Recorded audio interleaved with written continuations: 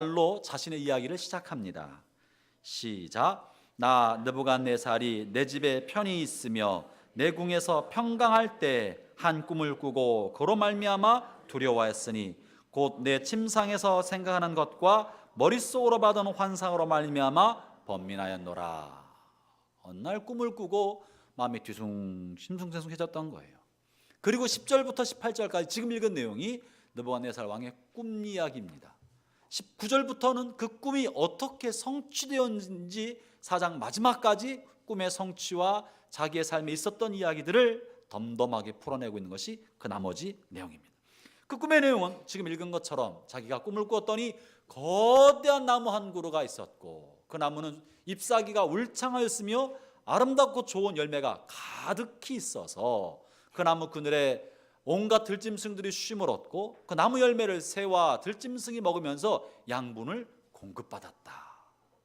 그리고 많은 생명체들에게 유익을 주는 그 나무가 있었는데 어느 날 갑자기 하늘에서부터 순찰자가 내려와서 명령하기를 이 나무를 베어라, 밑둥을 동이고 쇠술로 묶고 그리고 오랜 시간 방치해 두어라, 하늘의 이슬에 맞게 하라 라고 이야기했다는 이야기입니다. 그리고 그런 시간이 지났다는 것이죠. 그러면서 이 꿈을 아무도 해석하지 못했지만 다니엘을 불러서 다니엘이 해석해 주었는데 다니엘의 말이 놀라운 거예요. 이 꿈에서 보인 이 나무는 바로 누구다? 느부갓네살 왕 당신입니다 할 때 본인도 깜짝 놀라고 해석하는 다니엘도 깜짝 놀랐다고 하는 것입니다. 그것은 그가 해석한 바에 의하면 다니엘이 느부갓네살에 관한 말이 이 나무가 왕을 상징하는 것인데 왕이 얼마 지나지 않아 완전히 추락할 날이 올 것입니다. 머지않아 왕은 정신 이상이 생겨서 자신을 짐승이라고 믿고 들에서 이슬을 맞으면서 짐승처럼 7년의 시간을 보내게 될 것이다 라고 말하는 것입니다. 그리고 그때가 차면 다시 제정신이 돌아오게 될 텐데 그러면 과연 천하 만민을 주관하는 분은 왕이 아니라 하나님이심을 그때 알게 될 것입니다 하는 이야기를 전해준 것입니다.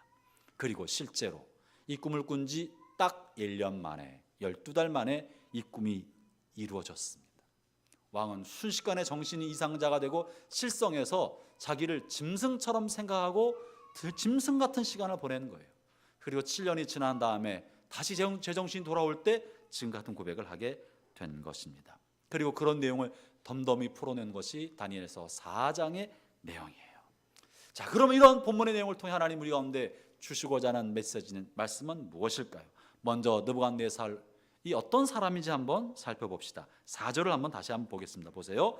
나 느부갓네살이 내 집에 편히 있으며, 여러분 제가 읽을 때 무슨 특징이 나면 다시 한번 보세요.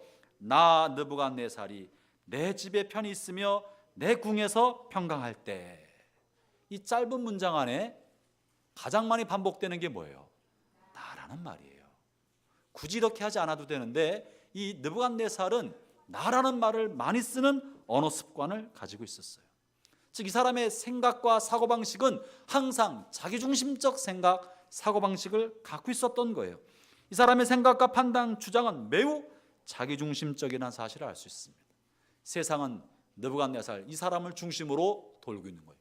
온 우주와 천하 만민의 중심이 자기처럼 여겼던 거예요. 그래서 자기를 중심으로 다른 사람의 사물과 상황을 판단하는 습관이 있었던 것입니다. 저는 이 본문을 읽으면서 그 옛날 창세기에서 바벨탑을 쌓았던 사람들의 이미지가 제 머릿속에 딱 겹쳐졌어요. 바벨탑을 쌓을 때 사람들이 뭐라고 한지 혹시 아십니까? 바벨탑을 쌓으면서 이렇게 바벨탑 쌓는 사람들끼리 말했어요. 우리가 우리를 위하여 우리 이름을 내고 우리가 흩어짐을 면하자. 짧은 한 문장 안에 우리가 우리 이름을 내고 우리가 흩어짐을 면하자. 우리가 이 성을 쌓자. 우리. 그래서 이 사람들이 바벨탑을 쌓았던 이유는 우리를 지키기 위하여, 우리를 위하여, 자기들을 위하여 바벨탑을 쌓았던 것입니다. 느부갓네살의 자기중심적이나 주중심적 사고방식이나 소수의 사람들이 집단적으로 우리를 반복하면서 우리끼리 의식이나 사실은 다를 바가 없습니다. 이 사람들의 생각의 특징은 중심이 되어야 할 곳에 자기나 우리끼리가 그 안에 들어있었던 거예요. 사실 그 자리는 누가 있어야 되는 것입니까? 하나님이 계셔야 할 거예요. 이 사람 느부갓네살이나 바벨탑을 쌓았던 사람들의 마음 깊은 곳에서는 하나님에 관한 의식이 희박하거나 없었던 거예요. 마땅히 우리 이렇게 생각해야 합니다. 하나님이 뭘 원하실까? 하나님을 어떻게 하면 영화롭게 되게 할까? 하나님이 이를 왜 하셨을까? 여기를 위한 하나님의 뜻은 무엇인가를 의식적으로 생각해야 되는데, 무의식적으로 습관적으로 우리 이런 의식이 강했던 것입니다. 자기중심성 또는 우리끼리의 의식은 하나님 중심성과 대립되는 것입니다. 나 또는 우리가 들어갈 자리는 마땅히 하나님이 계셔야 할 자리인 것입니다. 나 중심성, 자기 중심성 혹은 우리끼리 의식이 교만의 표현인 거예요. 교만함, 자신을 드러내고자 하는 교만함의 표현입니다. 그 속에는 하나님이 계시지 않는 것입니다.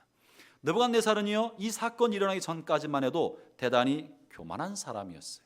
그의 교만함이 언어 습관에서 표현된 거예요. 오늘 본문에 나와 있지 않지만 그 다음 본문 4장 28절부터 30절을 한번 읽어봅시다. 이 사람이 무심결에 툭 던진 말이에요. 이 사람의 내면을 보여주는 거죠. 28절부터 30절입니다. 자막이 아마 준비 안 될 수 있으니까 여러분 성경을 꼭 펴시기 바랍니다. 다니엘서 4장 28절부터 30절 함께 읽겠습니다. 시작. 이 모든 일이 다 나 느부갓네살 왕에게 임하였느니라. 12달이 지난 후에 내가 바벨론 왕궁 지붕에서 거닐세 나 왕이 말하 이르되 이 큰 바벨론은 내가 능력과 권세로 건설하여 나의 도성으로 삼고 이것으로 내 위엄의 영광을 나타낸 것이 아니냐 하였더니, 이 말 속에서도 나란 말이 얼마나 많이 등장합니까? 찾으셨습니까? 내 영광을 나타내고 내 능력과 내 권세로 내가 건설했고 내 위엄의 영광을 나타내기 위하여. 이 느부갓네살의 생각 사고방식에는 자기가 가득 차 있었던 사람이고, 또 어느 날 왕궁에서 바라보니까 자기가 생각할 때 제국의 광대한 영토와 정복을 통해 얻게 된 수많은 영화로운 이 노략 전략물들을 생각할 때 기가 막힌 거예요. 실제로 고대 바벨론은 굉장한 나라였습니다.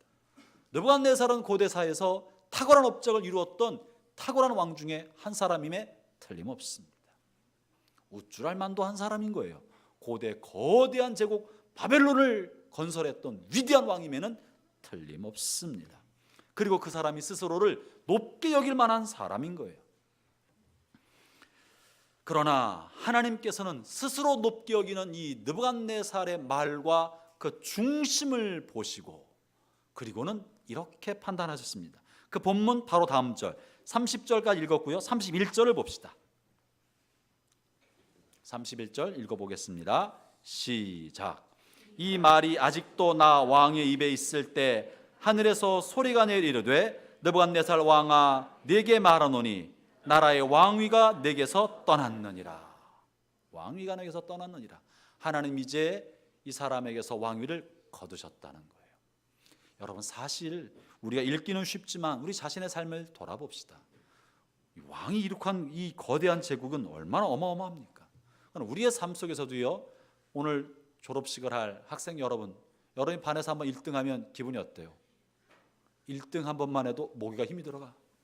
전교 1등 아니에요? 반에서 한 25명 중에서 반에서 1등 한 번 해도 머리가 뻣뻣해지고 어깨가 뽕이 들어간 것처럼 우쭐해지고 마치 세상에 나밖에 없는 것처럼 보이고, 길거리 지나가도 사람들이 나를 아는 척하지 않으면 이상하게 생각해.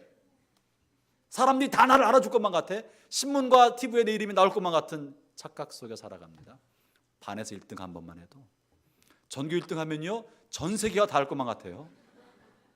대학교 한 방에 들어가면 천하를 얻은 것만 같아요. 그런데 그거 사실은 아무것도 아니거든요. 아무것도 아닌 거예요. 직장 생활하면서 우리가 뭐 하나 업적을 잘 내놨어요. 큰 거래처를 따오고든지 자기가 만든 프로젝트가 대박을 치든지 굉장히 우쭐하고 마치 나도 큰일을 한 사람처럼 여겨져요. 그런 사람 세고 셌어요. 굉장히 많아요. 그러나 우리가 뭘 하나 조금만 잘해도 우쭐하는 것이 우리의 본성입니다. 그리고 내가 이룬 것으로만 생각합니다. 우리가 인생을 살아보니까 우리가 무엇에 성공하든지 두각을 나타내는 데는 반드시 몇 가지 나 이외에 필요 조건이 있어요. 내가 그 능력을 발휘할 수 있을 만한 환경 조건이 되어야만 그 사람의 재능이 발휘됩니다. 환경 여건이 만들어지지 않으면 재능과 능력을 발휘하지 못해요. 또한 두 번째, 반드시 그 사람의 능력을 발휘하도록 돕는 수많은 보조자도와 도움을 주는 사람들이 반드시 옆에 있게 돼 있어요. 그래야만 성과가 일어나는 거예요. 나 자신만이 아니라 그 일이 드러날 만한 환경과 도와주는 다른 사람의 도움이 있어야만 누군가 사람이 두각 있는 성과물을 나타내는 거예요. 나 혼자 할 수 있는 것은 사실은 아무것도 없습니다. 여건이 만들어졌기 때문에 된 것이에요. 그러나 우리는 흔히 그런데 내가 조금만 관여해도 마치 내가 다 한 것처럼, 나는 정말 괜찮은 것처럼, 뛰어난 사람인 것처럼, 특출한 사람인 것처럼, 특별한 존재인 것처럼 착각하는 것입니다. 여러분, 이것이야말로 성경이 말하고 있는 바 심각하고 치명적인 병이고 교만인 것입니다. 여러분 아십니까? 성경의 모든 불순종은요 교만으로부터 나오는 거예요. 불순종은 교만으로부터 파생되는 거예요. 왜 그렇습니까? 내 생각이 하나님 생각보다 더 낫다고 생각하는 거예요. 그러니까 불순종하는 거예요. 그러니까 따르지 않는 거예요. 내 생각이 더 나은데 왜 하나님 나에게 이렇게 말씀하시나? 내 생각이 나은데 하나님 믿을 수 없어? 이해할 수 없어. 그렇기 때문에 교만은 모든 죄의 뿌리인 것입니다. 교만은 패만의 선봉이요 넘어짐의 앞잡이인 것입니다. 잠언 6장 16절부터 19절에 이렇게 말씀하십니다. 여호와께서 미워하시는 것 곧 그 마음에 싫어하는 것이 67가지니 곧 교만한 눈과 거짓된 혀와 무죄한 자의 피를 흘리는 손과 악한 계교를 꾀하는 마음과 빨리 악으로 달리는 발과 거짓말하는 망령된 증인과 형제 사이를 이간하는 자니라. 하나님이 싫어하는 것, 미워하시는 67가지 중에서 넘버원이 뭐예요? 교만이라고 말하고 있는 거예요. 교만한 자. 잠언 8장 13절에서도 말씀하십니다. 여호와를 경외하는 것은 악을 미워하는 것이라. 나는 교만과 거만과 악한 행실과 패역한 입을 미워하느니라. 교만과 거만, 하나님이 거듭 말씀하시면서 미워한다고 하십니다. 사랑하는 형제자매 여러분, 성경에는 교만하여 우쭐대다가 망한 사람 이야기가 한둘이 아닙니다.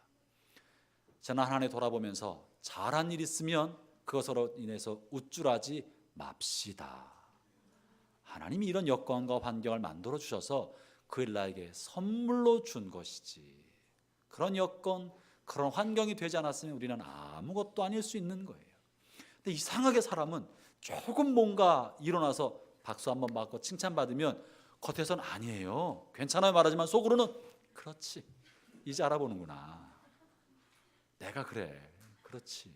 근데 저 사람이 나한테 고맙다 말 안 하지? 저 사람이 아는 척하지 않아? 온갖 이런 사악하고 악한 생각, 교만한 마음이 속에서 용암처럼 용수름치는 것입니다.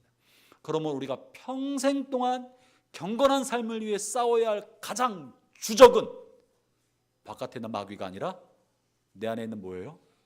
교만인 거예요. 옆에 사람 볼까요 한번? 교만한 게 보이시나요? 안 보여요. 겉으로는 다 겸손하게 보여요. 교만은 내 안에 있는 거예요. 다른 사람 안에 있는 것이 아니라 내 안에 있는 겁니다. 우리가 내 안에 있는 내 속 사람의 죄, 교만과 싸우면서 늘 겸손의 길을 의도적으로 선택하지 않으면 우리는 스스로 속을 수 있는 가능성이 많은 것입니다. 근데 놀라운 사실은요, 느부갓네살이 교만했지만 그러나 실제로 그가 이룬 업적과 영향력은 굉장히 컸습니다. 놀라울 만한 일을 했습니다. 본문 11절부터 12절을 읽어보도록 합시다. 사실 본문 11절과 12절은 여러분께 설교하기 위해서 본문을 읽고 묵상하는 가운데 저 자신을 당황스럽게 한 본문이기도 합니다. 11절 12절 같이 읽겠습니다. 시작. 그 높이는 하늘에 닿았으니 그 모양이 땅끝에서도 보이겠고 그 잎사귀는 아름답고 그 열매는 많아서 만민의 먹을 것이 될 만하고 들짐승이 그 그늘에 있으며 공중에 나는 새는 그 가지에 깃들이고 육체를 가진 모든 것이 거기에서 먹을 것을 얻더라. 느부갓네살을 말하는 겁니다. 느부갓네살은 견고하고 큰 나무로 자랐습니다. 그리고 잎사귀가 하늘을 덮을 만큼 많았고 그의 결과물인 열매가 풍성해서 묻겠습니다. 이 열매는 느부갓네살 자신만을 위해 사용됐습니까? 땅의 들짐승과 새들을 살게 만드는 통로가 되었습니까? 새들과 새들과 들짐승들의 먹을 것으로 공급해 주었다고 말합니다. 지친 들짐승과 새들이 쉴 수 있는 쉼터가 되었고 짐승들의 먹을 걸 제공해 주는 훌륭한 업적을 남긴 것입니다. 땅에 육체를 가진 짐승들은 이 느부갓네살 나무를 통해 먹을 것을 공급받았어요. 이 나무는 얼마나 훌륭하고 충성스러운 삶을 살았는지 말로 다 할 수 없을 지경이에요. 이 느부갓네살의 사역의 결과물은 참으로 찬란하였습니다. 이 나무를 칭찬한다고 하면 정말 입에 침이 마를 만큼 칭찬해도 부족할 만한 훌륭하고 탁월한 업적을 보여준 것입니다. 그런데 왜 하나님 왜 찍어내라 하셨을까? 본문을 읽으면서 제가 갖고 있는 갈등이었던 거예요. 만약에 느부갓네살 이 나무가 악한 나무였다면 찍어버렸을 텐데, 본문에 표현하고 있는 내용은 열매가 많아서 만민의 먹을 것이 될 만하고 들짐승이 그 그늘에 있으며 공중에 나는 새는 그 가지에 깃들고 육체를 가진 모든 것이 거기서 먹을 것을 얻었더라. 수많은 육체를 가진 짐승들에게 쉼과 양식을 공급한 나무였는데 왜 찍어내셨을까? 13절 14절에 이렇게 말합니다. 어떤 일이 벌어졌는지 13절 14절 다시 읽겠습니다. 시작.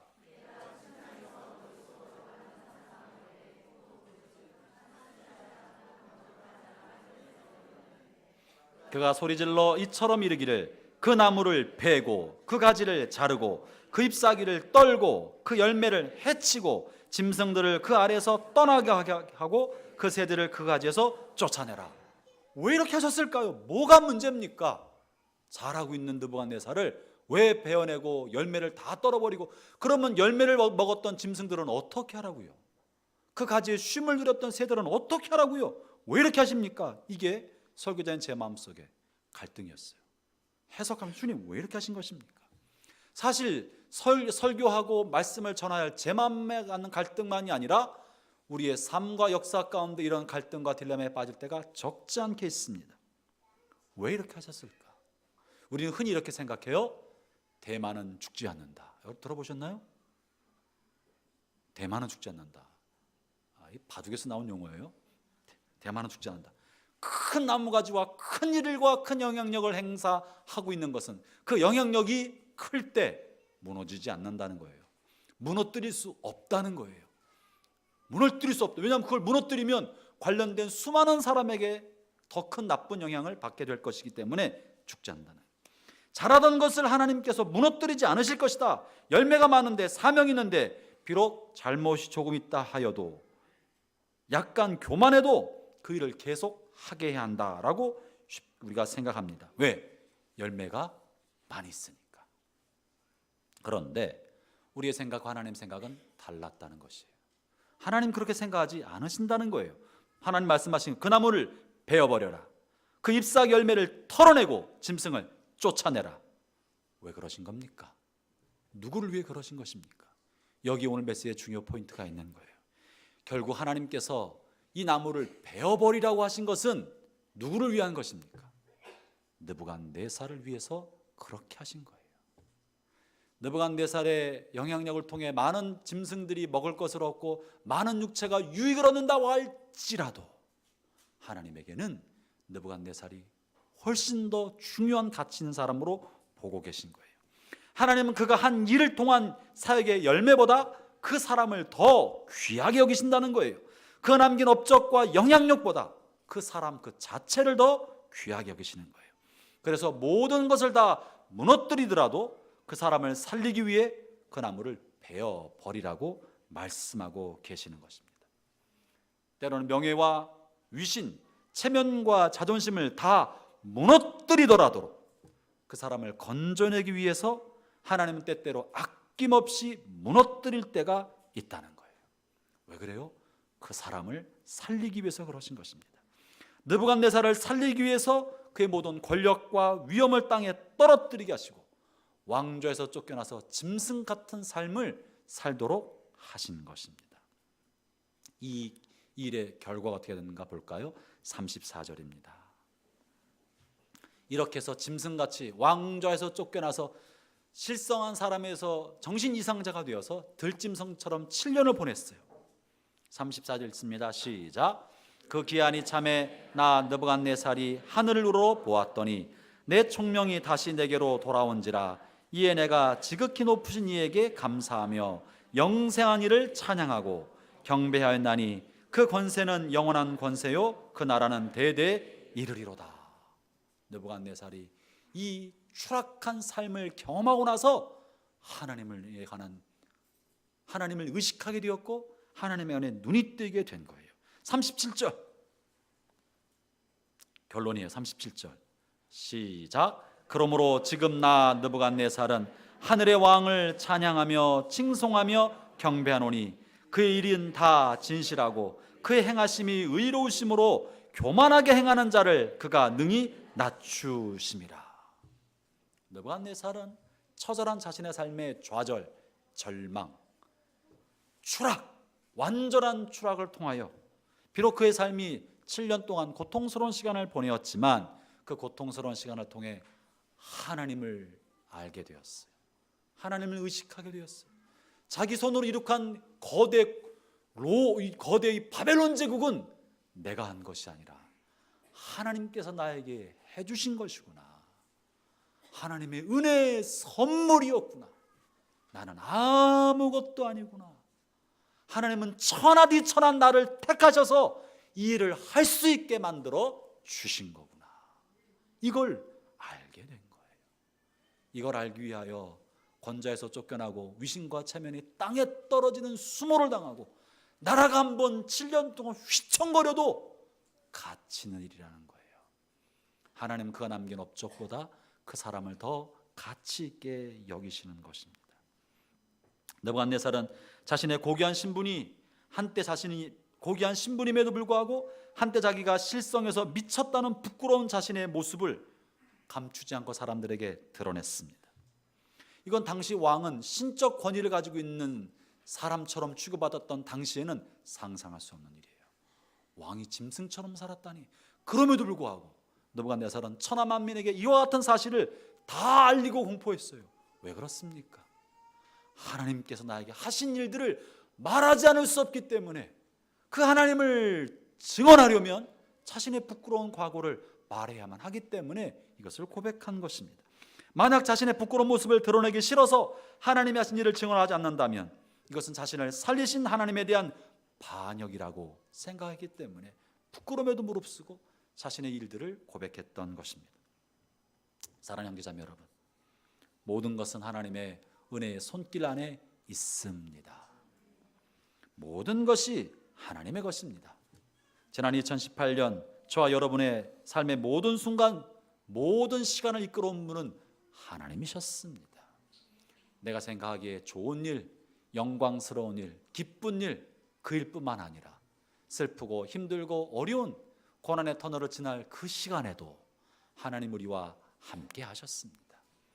잘된 것도 내 능력 때문이 아니라 하나님이 주신 것이요, 나의 삶에 찾아온 고난과 실패, 아픔도 내 능력 때문에 그런 것이 아니라 하나님이 나를 다루신 하나님의 사랑의 훈련 속에서 그 같은 일을 경험하게 한 겁니다. 이제 이 저물어가는 한 해의 끝을 붙잡고 우리는 우리의 삶을 주관하신 하나님 앞에 감사합시다.